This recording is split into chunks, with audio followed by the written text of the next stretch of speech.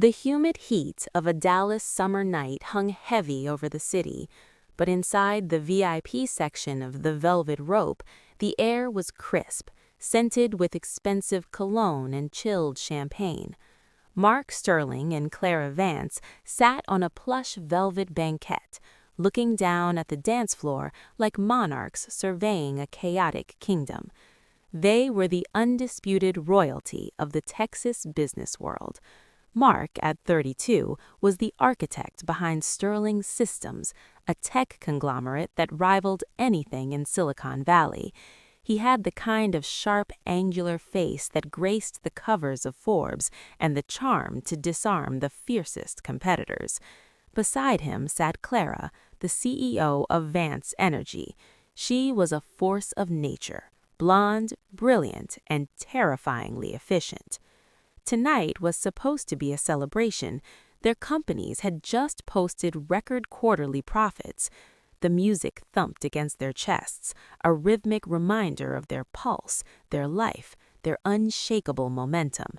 Usually, Clara would be the first one dancing, holding court with a flute of Dom Perignon. But tonight she was still. She stared into her glass of sparkling water, the condensation dripping onto her manicured fingers. Mark noticed the shift immediately. They had been best friends since their days at UT Austin. He knew her silence was louder than the bass dropping from the speakers. "Vance," he shouted over the noise, leaning in, "you're staring at that water like it's a balance sheet. What's wrong? Did the merger in Houston hit a snag?" Clara looked up, and for the first time in years, Mark saw a crack in her armor. Her eyes, usually bright with mischief and intelligence, were clouded with a profound terror. "We need to leave, Mark," she said, her voice barely audible. "Now, Mark, please." Mark didn't ask questions. He signaled security, and within minutes they were in the back of his armored SUV, the neon lights of Dallas fading into the rearview mirror. The silence in the car was heavy, pregnant with a truth that was about to change their lavish, carefree lives forever. The sunrise over Mark's penthouse was spectacular, painting the Dallas skyline in hues of bruised purple and burning orange, but neither Mark nor Clara noticed. They were sitting in his expansive living room, surrounded by modern art and Italian leather, the remnants of their high-flying life feeling suddenly fragile. Clara took a deep breath, her hands trembling as she clutched a mug of herbal tea. "I'm pregnant, Mark." The words landed softly, yet they had the impact of a meteor strike. Mark set his coffee down slowly. His mind, usually a supercomputer of logic and strategy, went blank. "Pregnant," he repeated, the word feeling foreign in his mouth. "I'm 4 months along, Mark," Clara confessed, looking out the window toward the Trinity River. "I didn't want to believe it. I ignored the signs. I thought it was stress or the jet lag from the Tokyo trip." Mark moved from his chair to kneel beside her. "Who—" he started, but stopped. Clara shook her head violently. "It doesn't matter. It was a mistake, a momentary lapse in judgment during that summit in Aspen. I don't know him, Mark, and I don't want to. I'm doing this alone." Flashback. 10 years prior, Mark and Clara are sitting on the hood of a beat-up sedan in Austin, sharing a cheap pizza. "We're going to run this state one day," Mark had said, pointing at the stars. "No spouses, no distractions, just us and the empire." Clara had laughed, clinking her soda can against his. "Deal, partners for life." Back in the penthouse, Mark squeezed her hands. "The deal still stands, Clara. No distractions. But this isn't a distraction. It's a new vertical. You are not doing this alone. We do everything together, remember? Sterling and Vance." The decision was made with military precision. To the public and the prying eyes of the media, Clara Vance was taking a well-earned sabbatical to focus on long-term strategic planning for Vance Energy. In reality, she was retreating to her family's secluded ranch in the hill country west of Austin. It was a fortress of limestone and oak, surrounded by 3,000 acres of Texas wilderness. Mark became the gatekeeper. For the next 5 months, he lived a double life that would have crushed a lesser man. During the week, he was the face of Sterling Systems in Dallas, commanding boardrooms and firing off emails. On weekends, he piloted his helicopter to the ranch, trading his tailored suits for jeans and boots. Clara's pregnancy was difficult. The vibrant energy that fueled her empire seemed to be draining away, siphoned off to the life growing inside her. She set up a command center in the ranch's library, surrounded by screens, directing her company remotely. But Mark saw the toll it was taking. Her ankles were swollen, her skin pale. One evening, as they sat on the porch watching a thunderstorm roll across the plains, Clara shivered. "I'm scared, Mark," she whispered. "Not of the baby, but of not being there. What if I'm not good at this? What if I'm just a CEO and not a mother?" "You're Clara Vance," Mark said, draping a blanket over her shoulders. "You managed a hostile takeover of a renewable energy firm while having the flu. You'll figure out diaper logistics." She smiled, but the fear in her eyes didn't fully recede. The call came on a Tuesday afternoon. Mark was in the middle of a video conference with a delegation from Dubai when his private line rang. It was the ranch manager. "It's time, Mr. Sterling. The helicopter is already spinning up." Mark ended the meeting mid-sentence, sprinting to the helipad on the roof of his skyscraper. The flight to the Texas Medical Center in Houston, where they had arranged a private high-security suite, felt like an eternity. When he arrived, Clara was already in the throes of labor. The sterile white room was filled with the beep of monitors and the hushed tones of the country's best obstetricians. Clara looked small in the hospital bed, her hair matted with sweat. When she saw Mark, she reached out, her grip surprisingly strong.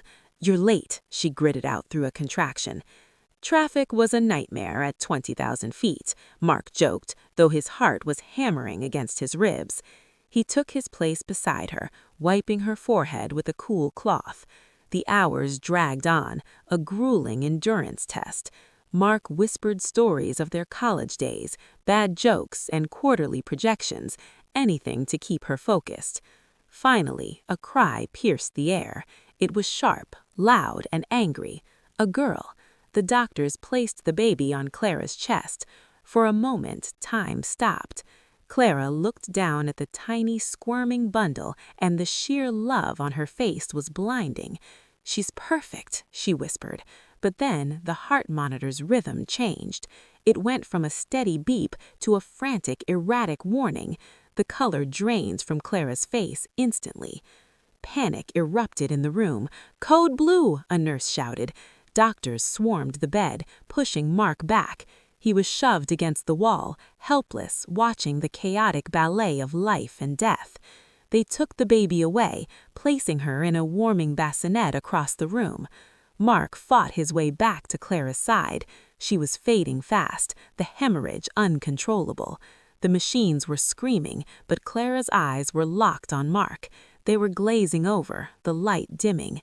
She reached out a hand, cold and trembling. "Mark," she gasped, her voice sounding wet and distant. "Promise me." "Don't talk like that," Mark pleaded, tears streaming down his face, blurring his vision. "Promise me," she insisted, her grip tightening with the last ounce of her strength. "The baby, she has no one. Take care of her, raise her strong, like we said. Make her strong." "I promise," Mark choked out, gripping her hand with both of his. "Her name is Hope," she breathed. Her eyes drifted to the bassinet where her daughter lay, and then the light went out. The monitor flatlined, a long, singular tone that signaled the end of an era. The smartest, brightest woman in Texas was gone. The administrative aftermath of death is cold and bureaucratic. Forms were signed, arrangements were made, but the hardest part was the walk to the car. Mark left the hospital through a private back exit, carrying a plastic car seat in one hand and a diaper bag in the other. The Texas heat hit him like a physical blow, indifferent to his grief. He walked to his Maybach, his footsteps echoing on the concrete. He felt untethered, as if gravity had ceased to exist.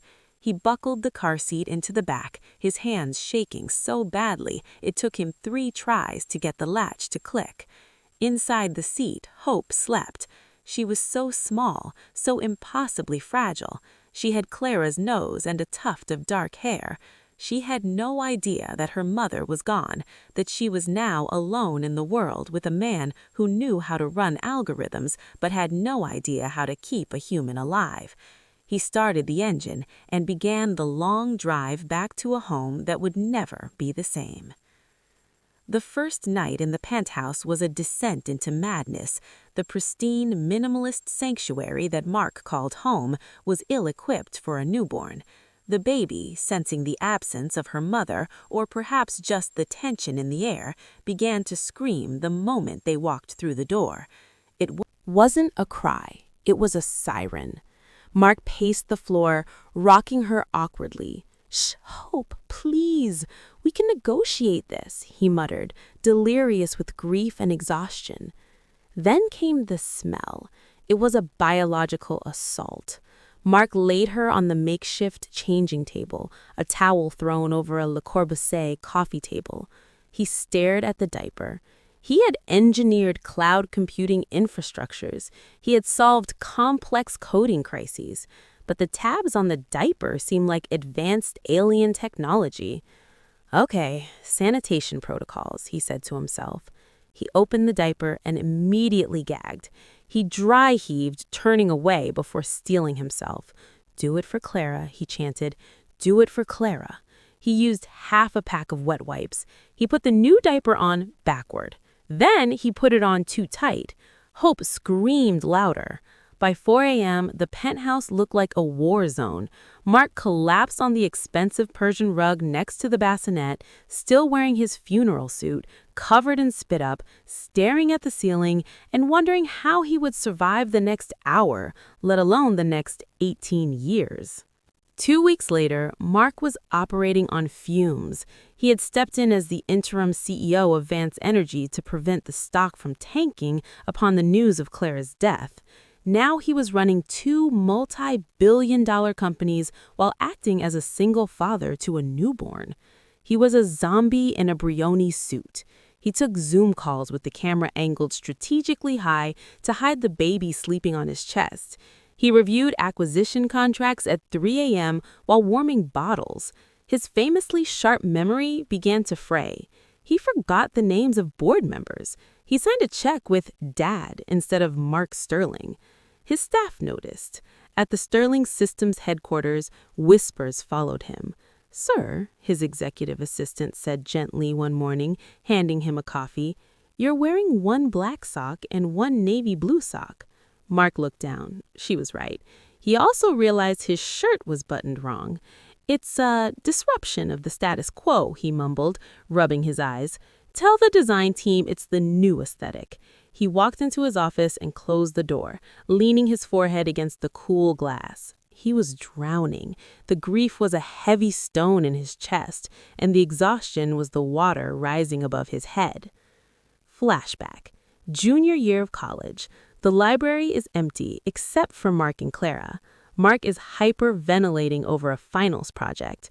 Clara slides a coffee across the table. "You know your problem, Sterling," she says. "You think asking for help is a bug in the code. It's not. It's a feature. Nobody builds an empire alone." Mark woke up with a jolt. He was at his desk. It was 2 p.m. He had passed out cold in the middle of the day. From the other room, the nursery he had hastily set up in the guest suite, he heard Hope crying. He stumbled toward the sound, his heart palpitating. The room spun. He had to grab the door frame to keep from falling. Looking in the mirror, he saw a stranger. His eyes were red-shot, his face gaunt, his stubble gray and unkempt. He realized in that terrifying moment that if he crashed, Hope would be truly alone. He wasn't honoring Clara by destroying himself. He was endangering her daughter. He picked up Hope, who settled instantly in his arms. "I'm sorry," he whispered into her hair. "I can't do this. I need help." Admitting it felt like defeat, but as he looked at her innocent face, he knew it was the only victory that mattered. Mark didn't go to a website. He went to a high-end agency that specialized in staffing for diplomats, royals, and the ultra-wealthy. "I need someone who is discreet, highly trained, and doesn't get rattled," Mark told the agency director. "Price is irrelevant." Elena arrived the next morning. She was a woman in her late 50s with salt and pepper hair tied in a severe bun and eyes that were warm but missed nothing. She wore a sensible gray suit and carried herself with an air of quiet authority. She had raised the children of European ambassadors and tech moguls. She walked into the penthouse, stepping over a pile of unwashed laundry and a discarded bottle. She looked at Mark, who was holding a screaming Hope and looking like he hadn't slept in a decade. "Mr. Sterling," she said, her voice calm and accented with a hint of Spanish, "put the baby down in the crib, go take a shower, then eat a sandwich." Mark blinked. I need to brief you on her schedule and the security protocols." Elena raised an eyebrow. "I have read the protocols. You are about to collapse. A collapsed father is of no use to this child. Go." For the first time since Clara died, someone else was in charge. Mark handed Hope over. Elena took the baby, shushed her instantly with a practiced rock, and looked at Mark. He obeyed. Elena was a miracle worker. Within 3 days, the penthouse was clean, Hope was sleeping for 4-hour stretches, and there was actual food in the refrigerator. She was professional, loving, and efficient. But Mark had a problem. He couldn't let go. The trauma of losing Clara had rewired his brain into a state of hypervigilance. He didn't trust the world with Hope, and by extension, he struggled to trust Elena. He installed cameras in every room. When Elena took Hope to the private rooftop garden for fresh air, Mark watched from his office window, his heart racing, terrified she might trip or drop the baby. When Elena fed her, Mark hovered over her shoulder, checking the temperature of the formula on his own wrist. "Mr. Sterling," Elena said one evening, catching him lurking in the doorway of the nursery. She placed a sleeping Hope in the crib and turned to Mark. "You hired me because you were drowning. You are now on the shore. You must stop swimming so hard." "I promised her mother," Mark said, his voice tight. "I promised I'd keep her safe. If I look away—" "If you look away, I am here," Elena said firmly. "You cannot be both the father and the bodyguard of the universe. You must trust me, or this will not work." The real test came a month later. A crucial merger for Vance Energy required Mark's physical presence at the headquarters. He could no longer hide behind Zoom screens. He had to put on a suit, leave the penthouse, and go to the office. He got dressed. He looks like the old Mark Sterling. Sharp suit, polished shoes, hair styled. He picked up his briefcase. Elena stood by the door, holding Hope, waving a little baby hand. "We will be fine, sir. Go make the money." Mark walked to the elevator. He pressed the button. But as the doors opened, his feet wouldn't move. A physical wave of nausea hit him. The thought of being 5 miles away from Hope, of not being able to reach her in seconds, was paralyzing. He imagined a fire, a break-in, a medical emergency. He turned around and marched back into the apartment. "Pack a bag," he barked. Elena looked confused. "Sir?" "Pack the diaper bag and the portable sleeper. You're coming with me. She's coming with me." Elena sighed, a small smile playing on her lips. "Very well." 30 minutes later, Mark walked into the Sterling Systems lobby. He wasn't carrying a briefcase. He was wearing a tactical baby carrier strapped over his Italian suit, with Hope looking out at the world with wide eyes. The elevator doors opened on the top floor, and the receptionists froze. Mark Sterling strode past them, flanked by Elena carrying supplies. He marched straight into the main conference room, where 20 of the most powerful executives in Texas were waiting. The room went dead silent. Jaws dropped. They stared at the baby strapped to the chest of the man known as the Iron Wolf of tech. Mark stood at the head of the table. He unclipped the carrier and, with practiced ease, sat Hope down on the mahogany table, placing a soft toy in front of her. Elena took a seat in the corner, ready to intervene. "Right," Mark said, his voice dropping to a dangerous low register. "We are discussing the Q3 projections. Hope is teething, so she is cranky. If anyone raises their voice, bangs the table, or causes her to cry, they are fired immediately. Are we clear?" The executives nodded in unison, terrified. The meeting that followed was the most efficient in company history. No one postured, no one argued. They whispered their reports, terrified of waking the baby. Hope cooed once, and the CFO froze mid-sentence until she stopped. It was absurd, it was unprecedented, and it was perfect. As the weeks turned to months, the sight of the baby in the office became the new normal. Mark retrofitted his corner office. The sleek glass and chrome were softened with a plush play area in the corner. A high-end crib replaced the wet bar. The media caught wind of it, of course. A photo of Mark walking into the New York Stock Exchange with a diaper bag slung over his Italian suit went viral.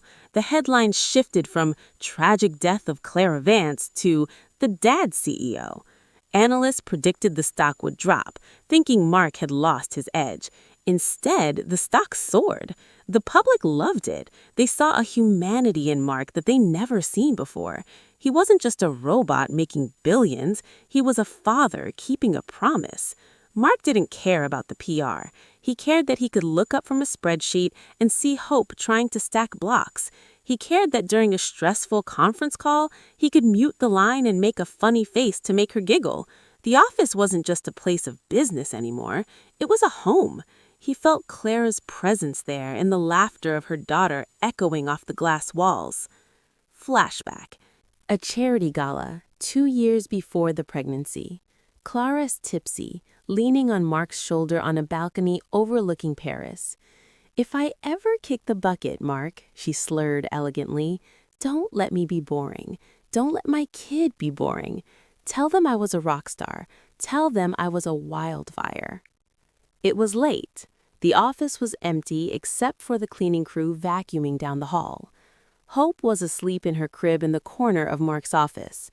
The city lights of Dallas twinkled below, a sea of diamonds in the dark. Mark poured himself a glass of amber whiskey. He walked to the window and toasted the empty air. "She's not boring, Clara," he whispered into the silence. "She's a handful. She has your temper. She threw a blueberry at a senator yesterday." He pulled out his phone and scrolled through the gallery. He found a video of Clara laughing, a deep, throaty sound that used to fill the room. He played it, letting the sound wash over him. Tears pricked his eyes, hot and fast. He missed her with a physical ache. But looking at Hope sleeping peacefully, he knew he wasn't just raising a child. He was keeping a memory alive. He was the keeper of the flame. Peace, however, is a luxury the rich cannot always afford. A tabloid reporter, hungry for a scandal, dug deep. They published a piece speculating on Hope's paternity, complete with invasive telephoto pictures taken of Hope in the park with Elena. "Who was the mystery father of Vance heiress?" the headline screamed on every newsstand. Mark went into a primal rage. He paced his office, veins bulging in his neck. He wanted to buy the newspaper just to shut it down. He wanted to sue them into oblivion. He summoned his legal team, screaming orders to destroy the journalists. "I will bury them," he shouted, throwing a file across the room. "She is a baby. She deserves privacy." Elena stepped forward, placing a hand on his arm. The lawyers looked at her, grateful for the intervention. "Mark," she said, using his first name, which she rarely did, "look at Hope." Hope was sitting on the floor, chewing on a rubber giraffe, completely oblivious to the chaos. "She does not know about the cameras," she said softly. "She only knows you. If you are angry, she feels it. Be calm for her. You cannot fight the world with fire. You must fight it with a wall. Build the wall, but do not burn down the house." While Mark was distracted by the media, sharks began to circle in the water. A rival energy consortium saw an opportunity. With Clara dead and Mark distracted by fatherhood, they launched a hostile takeover bid for Vance Energy. They wanted to break it up, sell off the assets, and dismantle Clara's life work. The board of Vance Energy was wavering. The offer was high. It would make them all rich. Mark sat at the head of the table, holding a sleeping Hope against his shoulder. The lead investor for the rival firm smirked. "Mr. Sterling, be reasonable. This is a sinking ship. Take the payout, secure the child's future." Mark looked at the man, his eyes cold and hard as flint. He looked down at Hope. This company wasn't just assets, it was Clara's legacy. It was Hope's birthright. "You think this is about money?" he asked quietly. He stood up, shifting Hope carefully. "This company is not for sale, not for $1 billion, not for $10 billion. This company belongs to Hope Vance, and I am going to make sure that when she turns 21, it is the most powerful energy company on the planet." He rallied the shareholders. He worked 18-hour days. He fought with the ferocity of a father protecting his cub, and he crushed the takeover bid into dust. The victory over the takeover was sweet, but the real reward came on a rainy Tuesday afternoon. Mark was on a high-stakes call with investors in Tokyo. The connection was spotty and the stress was high. Hope was playing on the carpet near his feet with a plush bull toy. She pulled herself up on the edge of his mahogany desk, her little legs wobbling. She looked up at him with those big blue eyes that were so painfully like Clara's. "Dada," she said. The word cut through the static of the conference call. Mark froze. The Japanese investors were asking about supply chain logistics, but Mark didn't hear them. "Dada," she said again, louder this time, clapping her chubby hands. Mark looked at the screen. "Gentlemen, I have to go." He muted the call and closed the laptop on a $1 billion deal. He slid out of his chair and onto the floor. "Say it again," he whispered, tears streaming down his face. "Dada," she squealed, falling into his arms. He held her tight. He wasn't her father by blood. He didn't share her DNA. But in every way that mattered, in the sleepless nights and the fierce protection, he was her dad, and she knew it. A year had passed since Clara's death. To mark Hope's first birthday, Mark decided to throw a party. In the old days, a Sterling Vance party would have been a rooftop affair with DJs and celebrities. But Mark had changed. He opens up Clara's ranch outside Austin. He invited their close friends, loyal employees, and their families. He hired a petting zoo with ponies, set up a carousel, and ordered a cake the size of a Fiat. The Texas sun shone brightly on the green grass. Mark stood on the porch, a beer in his hand, watching the scene. He saw Elena laughing with the other nannies. He saw his tough-as-nails lawyers wearing party hats. And he saw Hope, in a little white dress, toddling across the grass, chasing a golden retriever. He felt a sense of peace he hadn't known was possible. The silence of the ranch wasn't lonely anymore. It was peaceful. He realized he wasn't the same man who had sat in that club a year ago. That man was selfish, chasing the next high. The man standing on the porch was grounded. He was tired, yes, but he was happy. He raised his beer to the sky. "Happy birthday, baby girl," he whispered to the wind. "We're doing okay, Clara. We're doing okay." 5 years later, the glass doors of the Sterling Vance global headquarters slid open. Mark Sterling walked in, looking older, distinguished, with a touch of gray at his temples. His hand was firmly gripped by a 6-year-old girl with wild, curly hair and a fearless strut. "Daddy, do I have to sit in the meeting?" "Only for the first part, sweetie. Then you can go to the engineering lab with Elena and build that robot you wanted." "Okay," she chirped, "but I want to sit in the big chair." Mark laughed, a deep, genuine sound that echoed in the lobby. "You really are your mother's daughter." They entered the boardroom. The executive stood up for respect, not just for Mark, but for the little girl who was the future of the empire. Mark lifted her up and placed her in the CEO's chair at the head of the table. She spun around once, giggling, before slamming her hand on the table. "Meeting is in order," she shouted. Mark looked at the portrait on the wall behind her. It was a painting of Clara, vibrant and laughing, watching over them. He looked at Hope, alive, thriving, and loved. He had kept his promise. He had saved the companies, but more importantly, he had saved the girl. And in doing so, looking at her joy, he realized she had saved him. If this story touched you, don't forget to like the video and subscribe to the channel for more stories that inspire, teach, and entertain. Until next time, bye!